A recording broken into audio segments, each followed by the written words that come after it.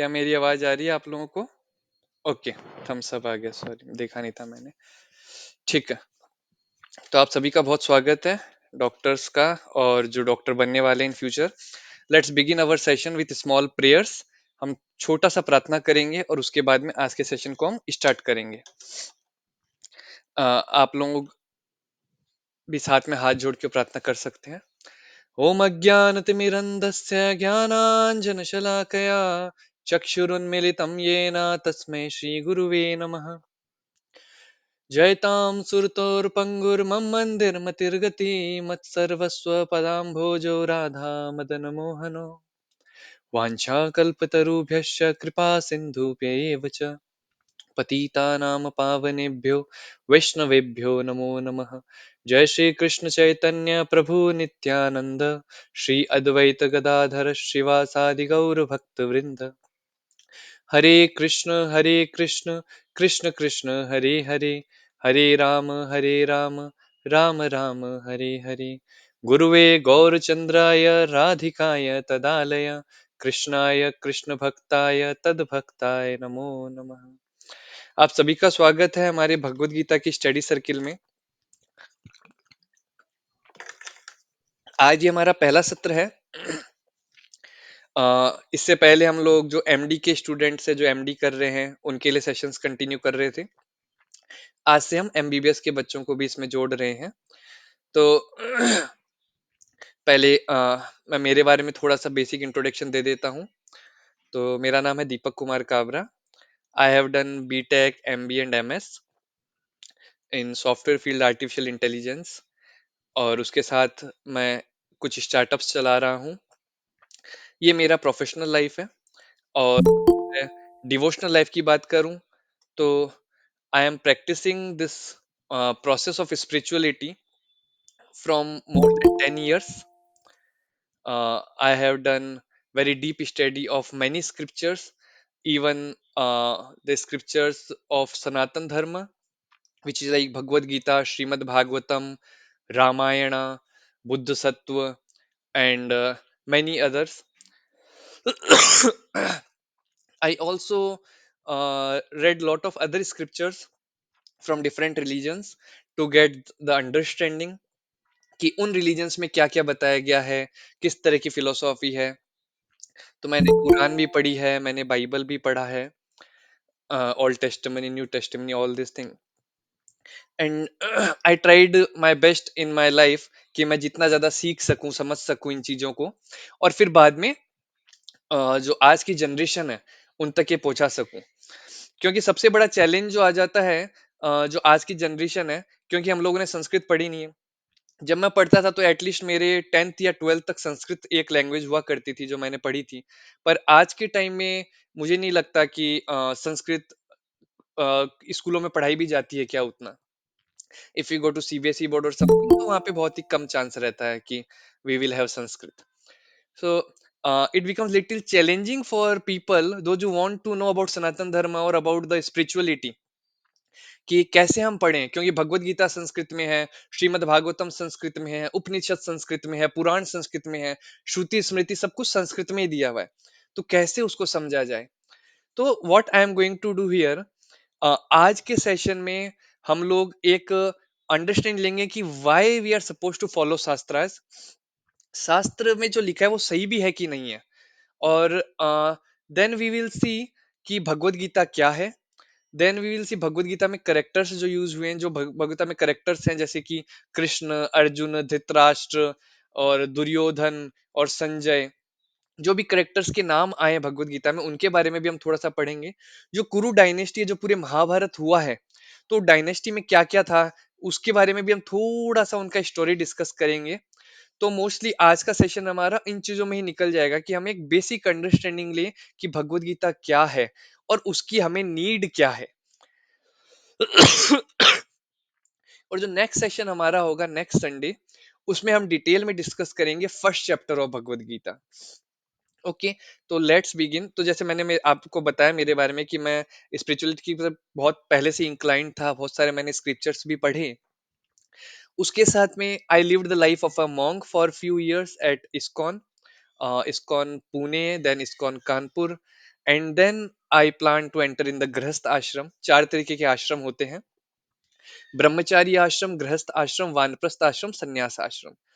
तो 25 साल तक की उम्र ब्रह्मचार्य आश्रम के लिए होती है, 25 से 50 साल की उम्र गृहस्थ आश्रम के लिए होती है, 50 से 75 साल की उम्र वानप्रस्थ आश्रम के लिए होती है, और 75 से 100 साल की उम्र संन्यास आश्रम के लिए होती है। तो अभी मैं गृहस्थ आश्रम में हूँ, जो कि मेरी अभी 25 से 50 की जो उम्र चल रही है, इसके दौर के अंदर मैं गृहस्थ आश्रम का पालन कर रहा हूँ। उसके पहले मैं ब्रह्मचर्य आश्रम में था। तो आगे बढ़ते हैं।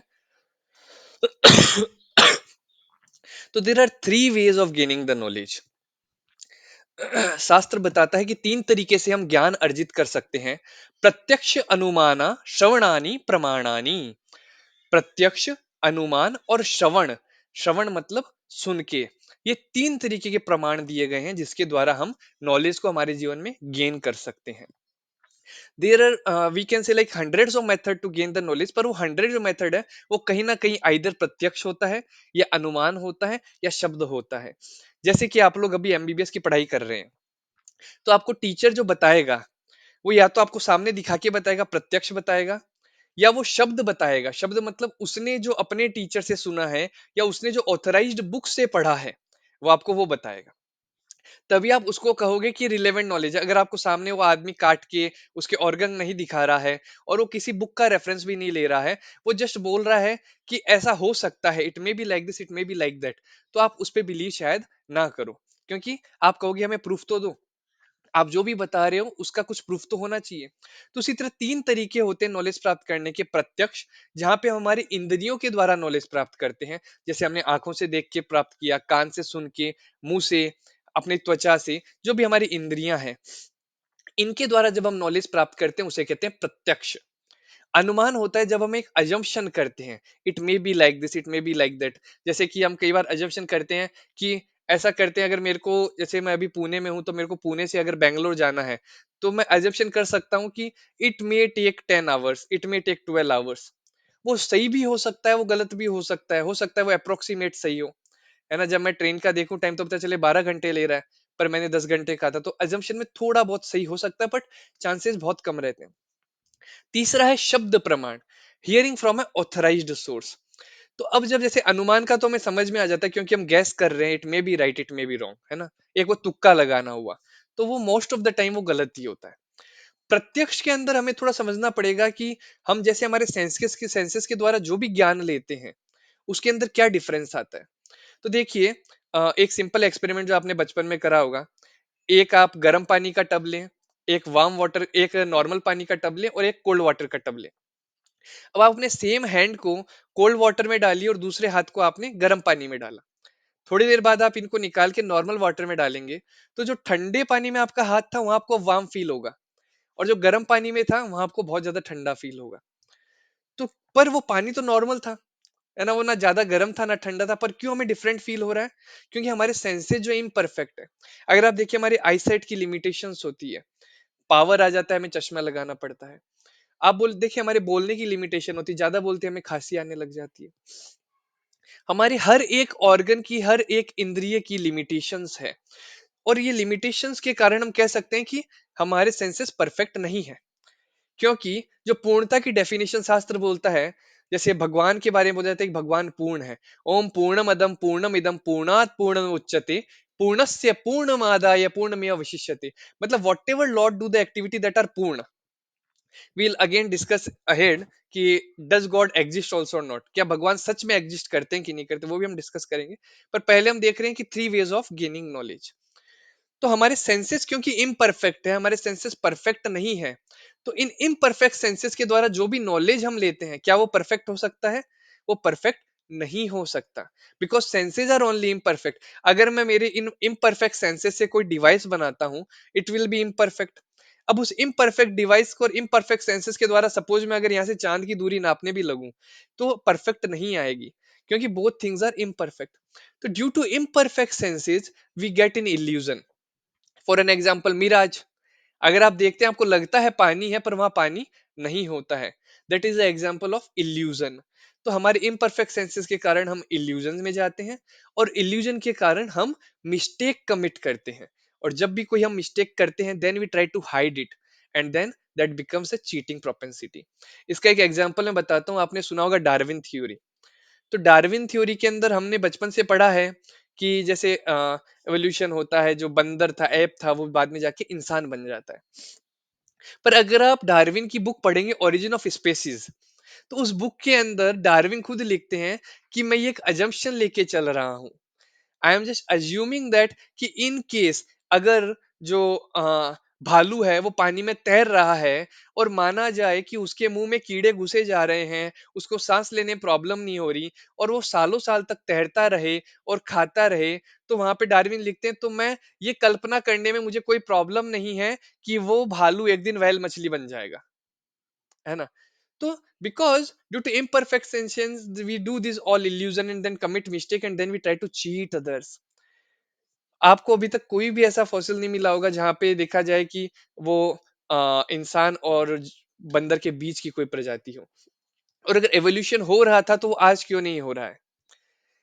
अगर हो रहा था तो बीच की प्रजातियां कहाँ हैं, जो कि थोड़ा इंसान बनी थोड़ा वानर रही, इस तरह की प्रजातियां भी कहाँ हैं? तो इस तरह से हम देख सकते हैं कैसे हमें कई बार चीट किया गया बेस्ड ऑन दिस प्रत्यक्ष प्रमाण। अनुमान आपको समझ में आ गया, it is a gas work. अब शब्द प्रमाण क्या होता है? शब्द प्रमाण is hearing from authorised source. Authorised source का मतलब, जैसे आप लोगों के जो डॉक्टर वहां पे टीचर्स हैं, जो भी फैकल्टी है, दे आर ऑथराइज्ड फैकल्टी। कैसे समझ में आता है? उनके पास डिग्री है, उन्होंने एमबीबीएस, एमडी, या फिर उन्होंने डीएम वगैरह कोई ना कोई डिग्री उन्होंने करी है, वहां से आपके उस कॉलेज में पढ़ाने के लिए ऑथराइज्ड है। वो किन किताबों से पढ़ा रहे हैं? वो ऑथराइज्ड किताबों से पढ़ा रहे हैं जिनको जो यूजीसी या फिर एआईसीटीई या फिर आपका जो एमसीसी, उन लोगों ने अप्रूव करा है। ऐसी किताबों से ही वो आपको पढ़ा रहे हैं। तो ऑथराइज्ड बुक को लेके ऑथराइज्ड पर्सन जब पढ़ाता है और जो नॉलेज आता है, दैट इज कॉल्ड ए शब्द प्रमाण। उसी तरह whenever we try to know about shastras, we try to know about lord, भगवान के बारे में आप जानना चाहते हैं, तो उसके अंदर सबसे बेस्ट मेथड बताया गया शब्द प्रमाण। क्योंकि जिसके अंदर कुछ डाइल्यूजन नहीं हो रहा है, सब परंपरा में आ रहा है। एवं परंपरा प्राप्तम इमम राजश्रियो विदुष स कालीन वेद महता योगो नष्ट परंतपा। कृष्ण कहते हैं भगवत गीता के अंदर, एवं परंपरा प्राप्तम। कृष्ण कह रहे हैं अर्जुन को कि हे अर्जुन, मैंने ही ये नॉलेज एक परंपरा में दिया था, कि इसको दिया मैंने पहले, फिर दूसरे को दिया, फिर तीसरे को दिया, ऐसे लाइन से परंपरा में नॉलेज आया, उसमें कोई भी मिक्सचर नहीं हुआ। और जब मिक्सचर होने लगा, एवं परंपरा प्राप्तम इमम राजश्रेयो वुधु स कालीन महता योगो नष्ट परंतपा। जब समय के साथ में नष्ट परंतपा, जब वो नॉलेज खत्म होने लग गया, that moment I am now again coming. तो कृष्ण कह रहे हैं मैं दोबारा अभी आया हूं, और अर्जुन मैं अब तुम्हें वो नॉलेज दे रहा हूं, क्योंकि नॉलेज के अंदर गड़बड़ होने लगी। तो भगवान भी कितना स्पेसिफिक रहते हैं कि नॉलेज के अंदर गड़बड़ ना हो, इसलिए शब्द प्रमाण दिया। और अगर उसमें कभी गड़बड़ होने भी लगती तो भगवान दोबारा आके नॉलेज देते हैं। तो शुरू में कृष्ण ने अर्जुन को भगवत गीता बोली, और बाद में उसी भगवत गीता को लिखा किसने? व्यास देव में। And who Vyas Dev, he is also incarnation of lord Krishna itself. तो हम आगे पढ़ते हैं अभी।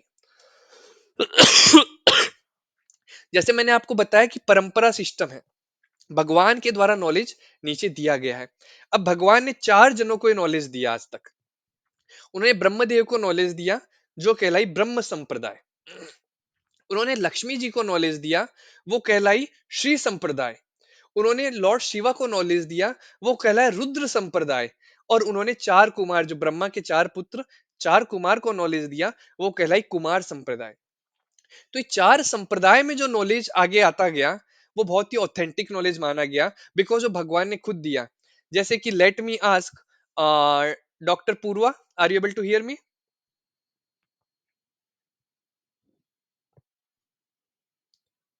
पूर्वा जगताप और श्रुति कुलकर्णी।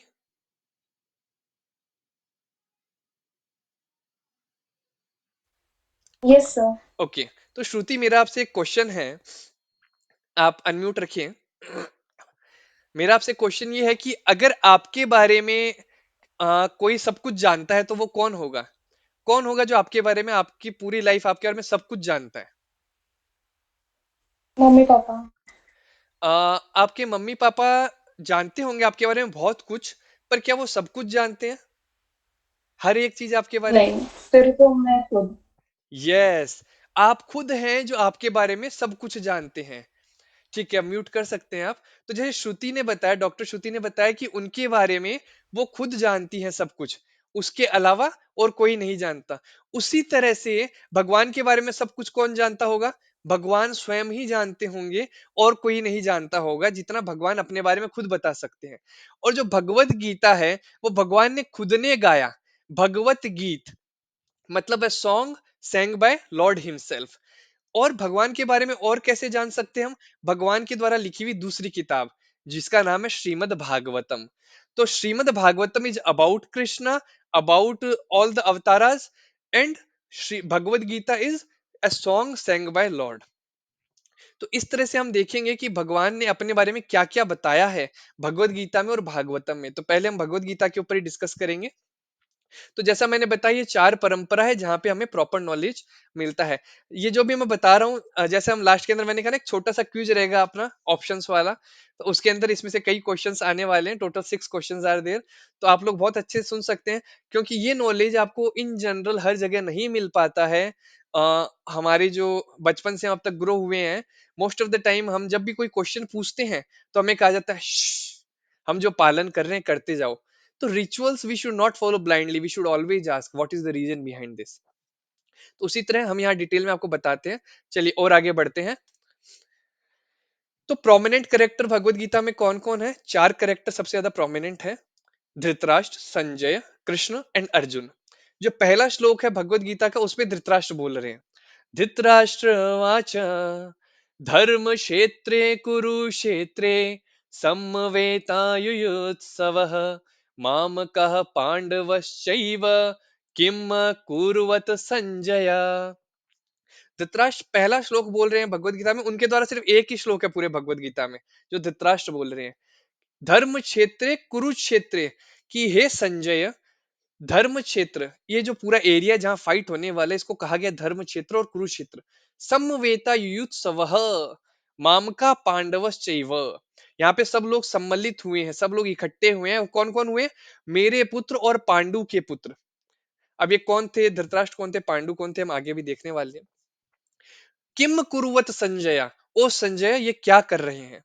तो धृतराष्ट्र एक राजा था जो संजय से पूछ रहा है, जहां भगवत स्टार्ट हो रही कि संजय, मेरे पुत्र और पांडु के पुत्र इस युद्ध भूमि में क्या कर रहे हैं। और संजय अब उनको बताता है कि उसको क्या क्या दिख रहा है। फिर अर्जुन और कृष्ण वो हैं जो कि उस युद्ध भूमि के दो पात्र हैं।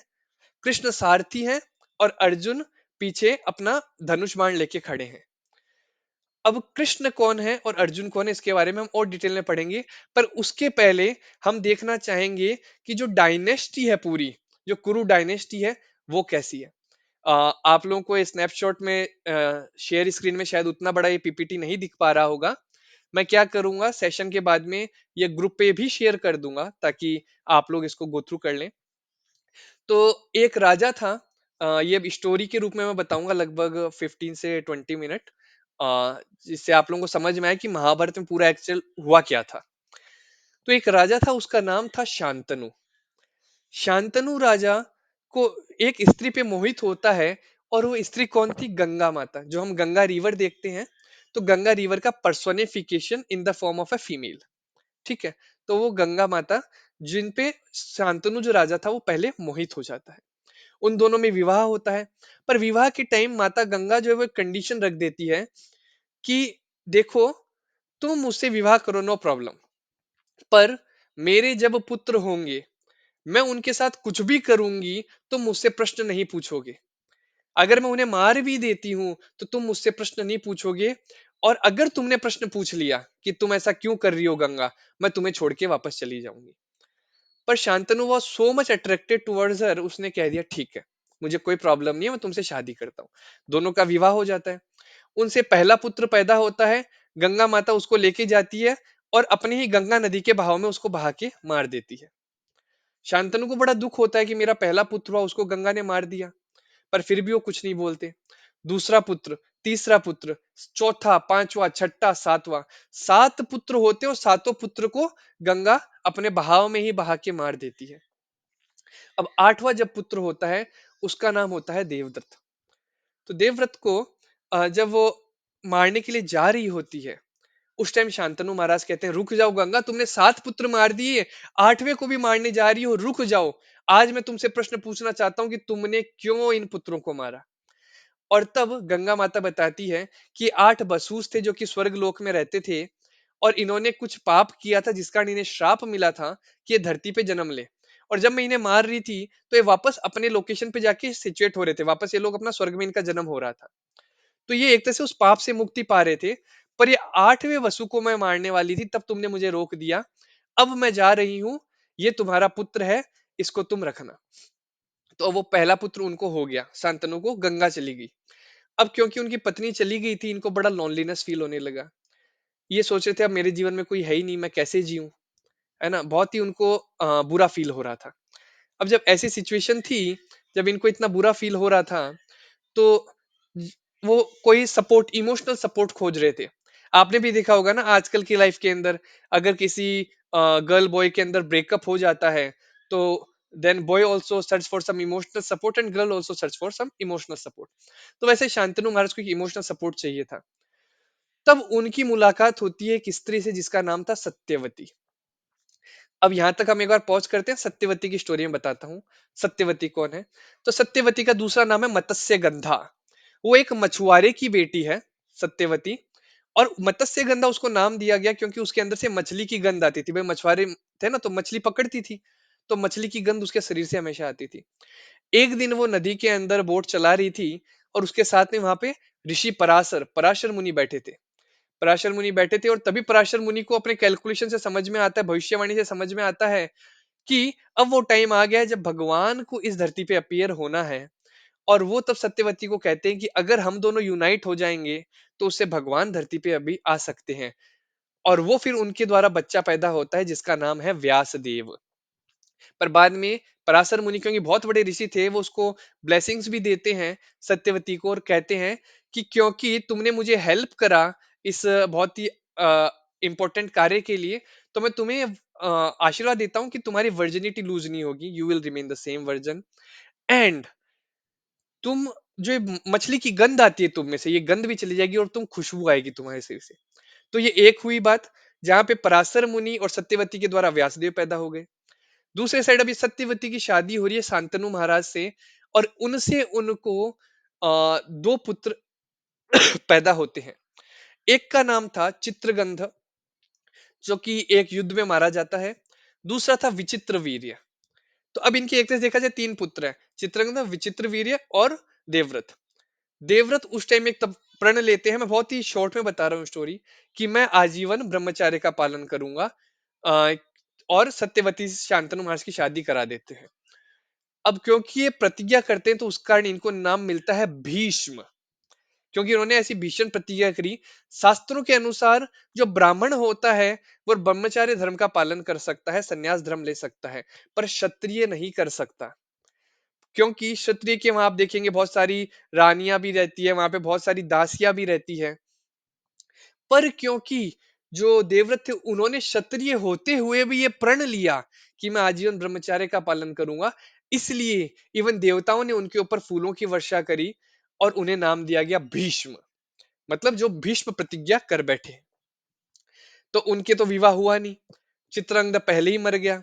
अब विचित्र वीर्य की शादी होती है 2 स्त्रियों से, अंबिका और अंबालिका।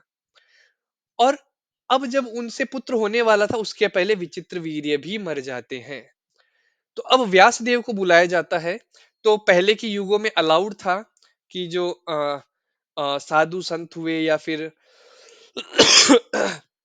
जो रिलेटिव हुए उनके द्वारा भी, इन केस अगर ऐसी इमरजेंसी है कि वंश आगे नहीं बढ़ रहा, तो वंश की उत्पत्ति के लिए उनको बुलाया जाता था। तो व्यासदेव के द्वारा अंबिका, अंबालिका और एक वहां की दासी थी परिश्रमी, इनको तीनों को एक एक पुत्र होता है। तो अंबालिका से उनको पुत्र होता है पांडु, अंबिका से उनको होता है पुत्र धृतराष्ट्र। ठीक है। अब पांडु के 5 पुत्र होते हैं, अर्जुन, नकुल, सहदेव, युधिष्ठिर एंड भीम। और जो धृतराष्ट्र है उनसे उनको 100 पुत्र और एक पुत्री पैदा होती है। दुर्योधन जिसमें सबसे बड़ा था, और दुशासन सबसे छोटा था, और फिर उनकी एक पुत्री। तो ये हमने एक बेसिक अंडरस्टैंडिंग देखी कि महाभारत की लीनेज कैसे आई। ठीक है। अब हम आगे बढ़ते हैं, यहाँ तक अगर किसी का कोई भी प्रश्न या फिर इन बिटवीन अगर किसी को कोई प्रश्न आता है तो अनम्यूट करके पूछ सकता है, नहीं तो हम आगे बढ़ते चले जाएंगे। ओके, तो हम आगे बढ़ते हैं।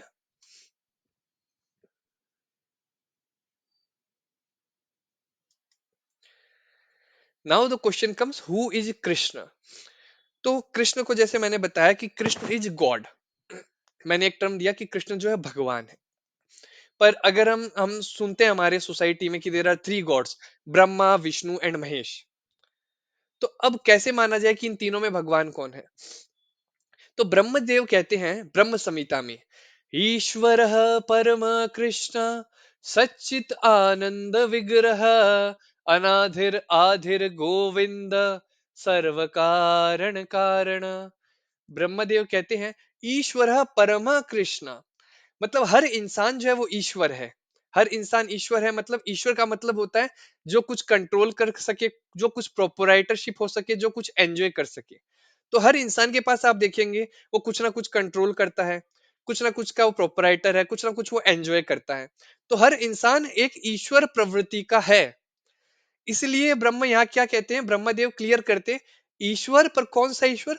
परमः कृष्ण, जो परम ईश्वर, मतलब इन सब छोटे मोटे ईश्वर जो हैं, इन सभी का परम जो ईश्वर है उसका नाम क्या है?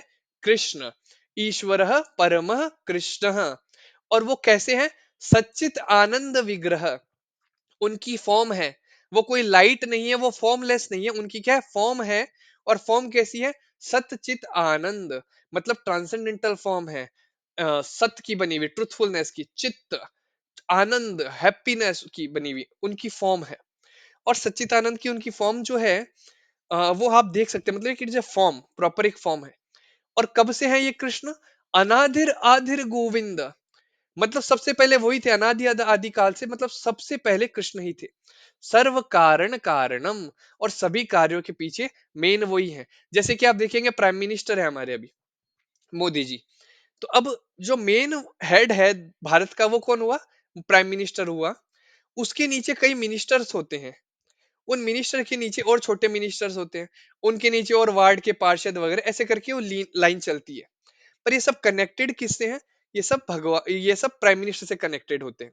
उसी तरह से जो भगवान होते हैं वो सब कुछ रन करते हैं, पर बहुत सारे डेमिगॉड्स के थ्रू रन करते हैं, बहुत सारे देवी देवताओं के थ्रू रन करते हैं। और देवी देवताओं के नीचे फिर हम लोग इंसान भी है, जहां भी कुछ ना कुछ मैनेजमेंट हम लोग करते रहते हैं। जैसे कि हर चीज के पीछे कोई ना कोई देवता का हाथ होता है। जैसे आंख है हमारी, आई साइट से, तो वो जो सूर्य देव है वो उसको मैनेज करते हैं। हमारे अलग अलग ऑर्गन्स को अलग अलग देवता मैनेज करते हैं।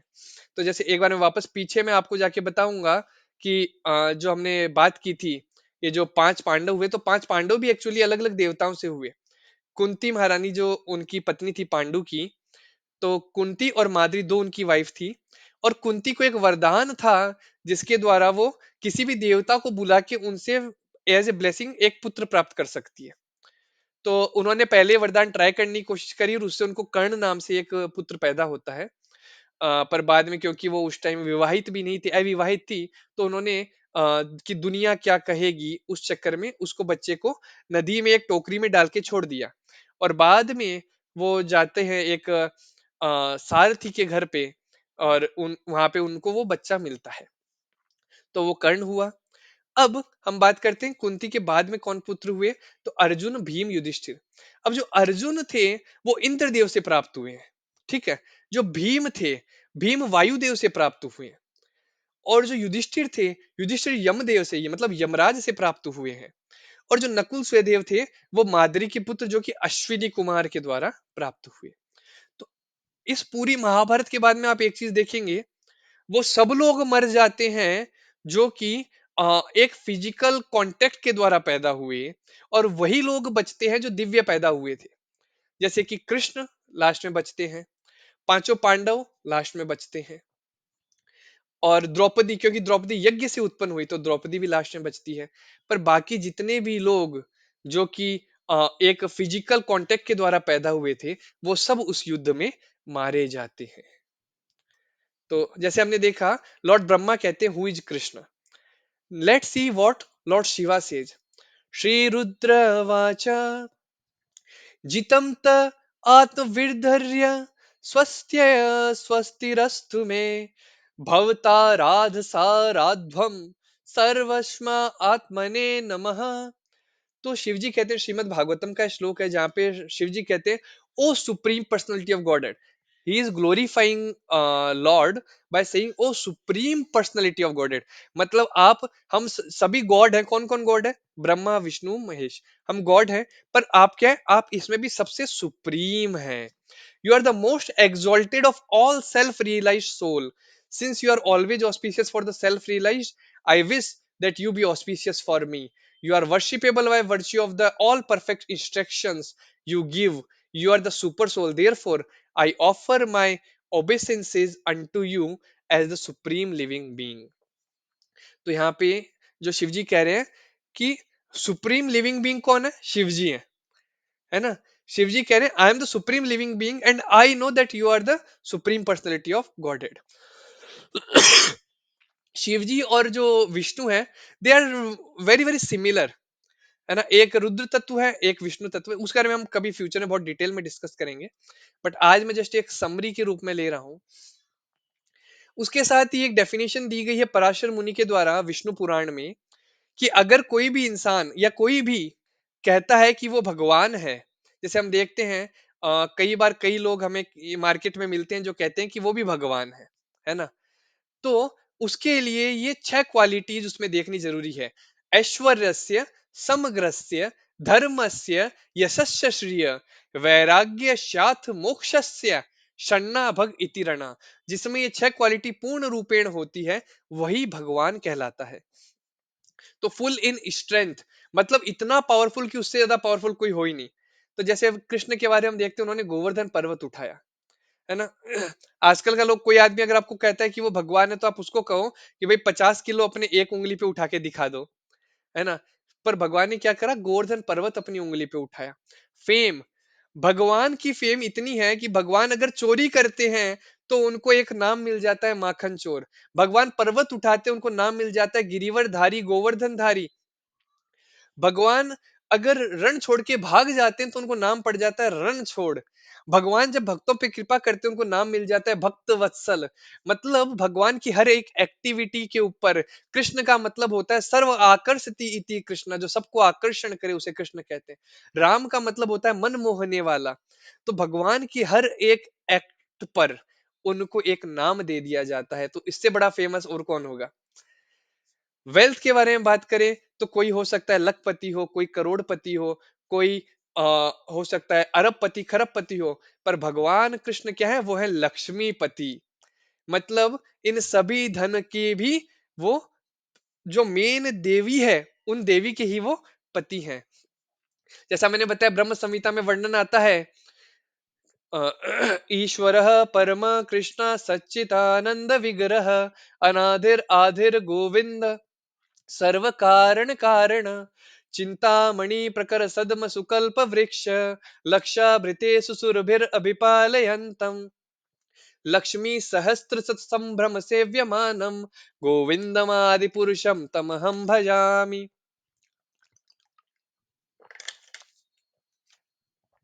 तो वहां वर्णन है कि गोविंद आदि पुरुष जो हैं उनको मैं भजन करता हूँ, ब्रह्मा जी ऐसा बोल रहे हैं। पर उनके जगह के बारे में वर्णन है कि वहां पे कल्प वृक्ष हैं, जो कल्प वृक्ष, ऐसे कल्प वृक्ष हैं जो डिजायर फुलफिलिंग है। उस पेड़ से आप कुछ भी मांगो आपको मिल जाएगा, डिजायर फुलफिलिंग ट्रीज।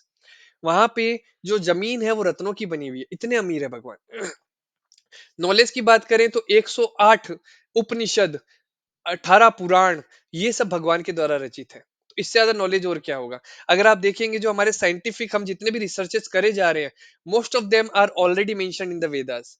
यहाँ तक कि प्लेन कैसे बनाई जाती है, प्लेन कैसे उड़ाई जाती है, इवन प्लेन को बिना पेट्रोल डीजल गैस के कैसे उड़ाया जा सके, it is also mention in the Vedas. सिर्फ माइंड के पावर से आप कैसे प्लेन को उड़ा सकते हैं, इतना डिटेल वेदास में मेंशन है। तो उससे ज्यादा नॉलेज और क्या होगा? ब्यूटी तो मैंने आपको कहा ही कि भगवान तो मनमोहक है। और आखिरी आता है रिनंशिएशन। इतना सब कुछ होने के बाद भगवान के पास फुल स्ट्रेंथ है, फेम है, वेल्थ है, नॉलेज है, ब्यूटी है, इतना कुछ होने के बाद में भी भगवान के पास सबसे अमेजिंग चीज है, वो है रिनंशिएशन। भगवान भक्त वत्सल है। जैसे कि let me ask a question to doctor Deepika, क्या आप सुन पा रहे हैं?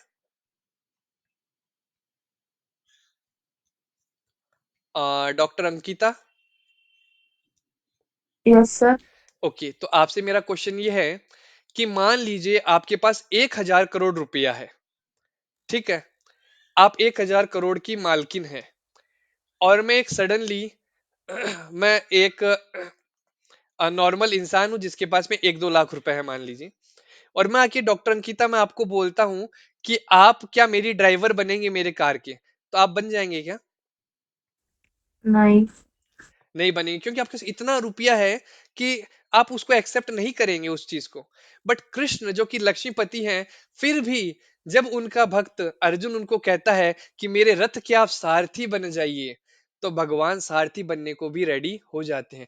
दैट इज भक्त वत्सलता। मतलब इतना ज्यादा कृपालु है भगवान, इतने ज्यादा दयालु है भगवान, कि उनको ये मैटर ही नहीं करता है कि उनके पास कितनी धन संपदा है, वो कितने फेमस है। द मोमेंट उनका जो भक्त है वो उनसे पूछता है, वो कहते हैं आई एम योर्स। इसका एक हम रामायण में बहुत ही प्यारा उदाहरण देखते हैं।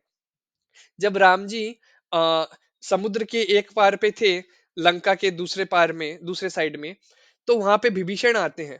और विभीषण जब आते हैं वो आके राम जी को कहते हैं कि हे विभीषण आके राम जी को कहते हैं कि हे प्रभु, मुझे आप एक्सेप्ट कर लीजिए, आपके यहाँ पे मेरे को शरण दे दीजिए।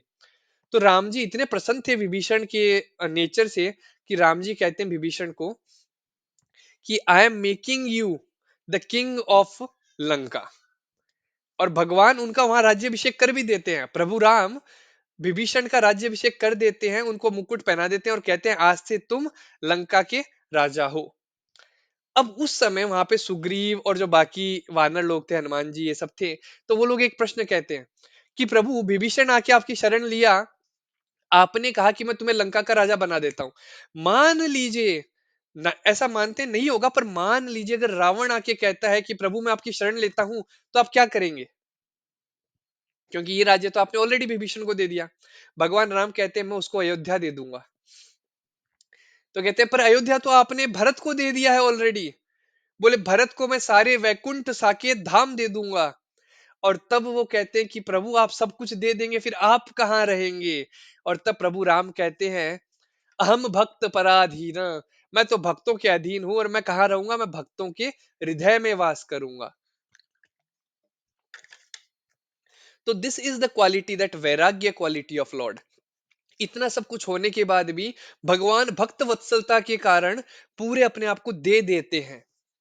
और ये आप लोग अगर अपने जीवन में एक ये फील करना चाहते हैं ना, तो कभी भी भगवान के पास में जाके बहुत ही सीरियसली सिंसियरली प्रार्थना करिएगा, और बहुत ही क्विक आपको भगवान रेसिप्रोकेशन भी देंगे। आगे बढ़ते हैं। तो जैसा मैंने बताया, 6 opulences: beauty, wealth, fame, strength, knowledge and renunciation. अब हम डिटेल में देखते हैं कि भगवत गीता में कितने श्लोक हैं। तो भगवत गीता में 700 श्लोक होते हैं और 18 चैप्टर है। और ये 18 चैप्टर ये 3 भाग में डिवाइड है: 6 6 6। ज्ञान, कर्म और भक्ति, इस तरह से 3 भाग में डिवाइड है। 6 चैप्टर, फिर 6 चैप्टर, फिर 6 चैप्टर। तो ज्ञान और कर्म के बीच के जो 6 चैप्टर है, मतलब जो 7 8 9 10 11 12, ये जो 6 चैप्टर है, ये है भक्ति। जैसे कि आप देखते हैं सैंडविच होती है, ऊपर ब्रेड रहता है, नीचे ब्रेड रहता है, और बीच में मेन स्टफिंग होती है, जो एक्चुअल में जो हमें टेस्ट प्रदान करती है। उसी तरह से ज्ञान और कर्म के बीच में भक्ति को एक वो स्टफिंग के रूप में भगवत गीता में दिया गया है, जिससे हमें एक रेलिशमेंट फील हो सके। पर क्योंकि मेन एसेंस भक्ति ही है भगवत गीता का, इसलिए शुरू के चैप्टर्स में भी हमें कुछ टिंज ऑफ भक्ति मिलता है, इवन लास्ट के चैप्टर्स में भी मिलता है। तो भगवत गीता में 18 चैप्टर है, 700 श्लोक है। और भगवत गीत मतलब भगवान के द्वारा वो गाया हुआ गीत, जिसे कहा गया भगवत गीत, that is a song of God. दूसरी बुक होती है श्रीमद् भागवतम। भागवतम मतलब भगवान के बारे में। Shrimad Bhagavatam about God. तो श्रीमद् भागवतम में 18,000 श्लोक है, और उसके अंदर 12 कैंटो हैं। 12 कैंटो का मतलब आप मान के चलिए लगभग, इतनी मोटी मोटी किताबें भी आप करेंगे तो लगभग 22 23 किताबें लगभग हो जाएगी। ठीक है। तो वो 12th कैंटो, 12 कैंटोज है उसमें। तो श्रीमद् भागवतम इन डिटेल में हम अभी चर्चा नहीं करेंगे, नहीं, क्योंकि उसमें तो बहुत समय लग जाएगा। बट श्योरली श्रीमद् भागवतम की बहुत सारी चीजें during our discussion of Bhagavad Gita मैं आप लोगों के लिए कवर करूंगा, जो बहुत ही इंटरेस्टिंग इंटरेस्टिंग चीजें उसमें हमें पढ़ने को मिलती है और भगवत गीता के बारे में हमें मिलता है। Now this is about the next session, setting the scene and Arjuna's compassion. अभी देखिए 11:45 हुआ है। अब आप लोगों के व्हाट्सएप ग्रुप पे मैं एक लिंक भेज रहा हूं, that is for a 5 minute quiz. आप सब लोग वो क्विज दे सकते हैं, और 5 मिनट होती है, हम वो उस लिंक को वहां से हटा देंगे। Just give me a second.